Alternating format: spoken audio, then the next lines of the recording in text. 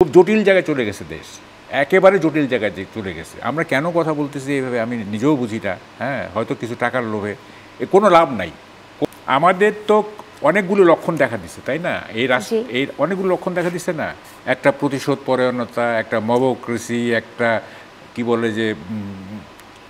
বলে যে মানে মানে ডেমোক্রেসির সংজ্ঞা কি? Democracy is an art of living together with diversity. মতভিন্নতা সত্ত্বেও একত্রে বসবাস করার শিল্প, এই তো ডেমোক্রেসি। এখানে ডেমোক্রেসি হয়ে গেছে, democracy is an art of living apart, পৃথক পৃথক থাকো এবং বৈরী সম্পর্ক গড়ে তোলো। এটা মানে আমি লোভ সামলাতে পারতেছি না। সেটা দেখেন, মেডিকেল সায়েন্সে আপনার হলিস্টিক মেডিসিন একটা আছে। হলিস্টিক মেডিসিন হচ্ছে সামগ্রিক চিকিৎসা।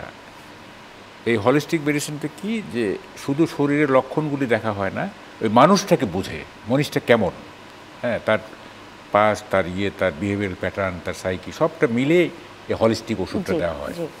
আমাদের এখানে আমাদের যে রোগ, এই যে রাজনীতির যে রোগ বা রাষ্ট্রের যে রোগ, এইটা আসলে হলিস্টিক মেডিসিন দরকার। রাষ্ট্রটিকে বুঝতে হবে আগে। আপনি যে রাষ্ট্র, ওই যেরকম হলিস্টিক মেডিসিনে যেরকম মানুষটিকে বুঝতে হয় আগে, লক্ষণগুলি না, টোটাল কেস স্টাডি করে। এই রাষ্ট্রটাকে যদি আমরা না বুঝি, হ্যাঁ, তাইলে আমরা কোনো ট্রিটমেন্ট দিতে পারবো না। কোনো এইসব টোটকা হবে আর কি, বুঝছেন? এই সংস্কার এই সেই, এগুলো টোটকা। এইটা হোল রাষ্ট্রটার চরিত্রটা কি হয়ে গেছে সেইটা আমাদেরকে অ্যাসেস করতে হবে, তারপরে আমাদেরকে আগাইতে হবে। আমরা যেগুলি করতেছি না, এগুলি হচ্ছে আপনার ওটা কী বলে অ্যাডহক ভিত্তিতে, এগুলির কোনো পার্মানেন্ট কিছু নাই। হ্যাঁ, তো ফলে খুব জটিল জায়গায় চলে গেছে দেশ, একেবারে জটিল জায়গায় চলে গেছে। আমরা কেন কথা বলতেছি এইভাবে আমি নিজেও বুঝি না। হ্যাঁ, হয়তো কিছু টাকার লোভে, কোনো লাভ নাই সমস্ত কথা বলে, যে জায়গায় চলে গেছে দেশ।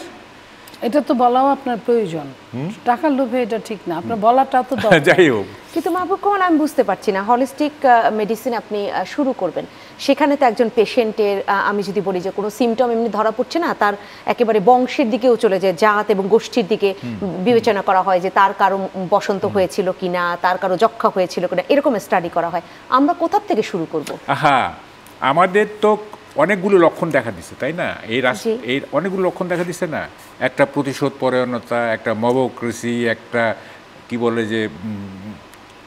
বলে যে মানে ডেমোক্রেসির সংজ্ঞা কি? Democracy is an art of living together with diversity. মতভিন্নতা সত্ত্বেও একত্রে বসবাস করার শিল্প, এই তো ডেমোক্রেসি। এখানে ডেমোক্রেসি হয়ে গেছে, democracy is an art of living apart, পৃথক পৃথক থাকো এবং বৈরী সম্পর্ক গড়ে তোলো। এগুলি তো সমাজের সিমটমগুলো তো আমরা দেখতেছি, তাই না? তো এই সিমটমগুলি দিয়ে ট্রিটমেন্ট করলে হবে না, ভুলে যেতে হবে আপনাকে যে আসলে রাষ্ট্রটা এখন কোন অবস্থায় আছে, পুরো রাষ্ট্রটা, হ্যাঁ, এটার চরিত্রটা কি, হ্যাঁ, এবং মানে রাষ্ট্রের যারা অধিপতি, রাষ্ট্র যারা পরিচালনা করে, তাদের ক্যারেক্টার কি, তারা এই রাষ্ট্র রিপেয়ার করার জন্য যোগ্য কিনা। হ্যাঁ, এই এন্টায়ার জিনিসটা একটা বড় ধরনের রিসার্চের ব্যাপার হয়ে দাঁড়াইছে। হ্যাঁ, এগুলি কথা বলে কোনো লাভ নাই। হ্যাঁ, মির্জা ফখরুলকে ওই ফোন করলো, উনি রাজি হইলেন না, উনি বললেন যে এগুলি দিয়ে সমস্যার সমাধান হবে না, এগুলি বোগার জিনিস এগুলি। হ্যাঁ, এগুলি দিয়ে কিছুই হবে না। 2 দিন পরে দেখবেন যে এই জিনিসটা কেউ ভুলেই গেছে, এই কথাটা সে ভুলেই গেছে। এবং প্রতিদিন দেখেন কত কিছু ঘটতেছে, পরের দিন নতুন উত্তেজনা, ওইটা ভুলে যাচ্ছে কিন্তু মানুষ।